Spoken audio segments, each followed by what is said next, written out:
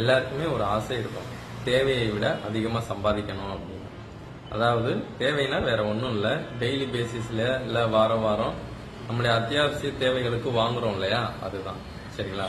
அப்ப அதிகமாக சம்பாதிக்கணும் அப்படின்னா நம்ம எவ்வளவு செலவு பண்ணிக்கிட்டு இருக்கோம், எவ்வளவு சம்பாதிச்சுக்கிட்டு இருக்கோங்கிறத தெரிஞ்சுக்கணும். இப்போ மாசம் மாசம் நம்மளுடைய வேலைகள்லயோ நம்மளுடைய தொழிலையோ எவ்வளவு இன்கம் வருதுன்னு நமக்கு தெரியும்.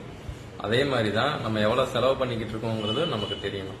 அப்ப நல்லா சம்பாதிக்கிறதுக்கு, அதிகமா சம்பாதிக்கிறதுக்கு பேசிக்கான ஒரு ரூல் என்ன அப்படின்னா, டெய்லி பேசிஸ்ல நம்மளுடைய வரவு எவ்வளவு, செலவு எவ்வளவு, இது நமக்கு தெரியணும், எழுதவும் செய்யணும். ஓகேவா? பாய்.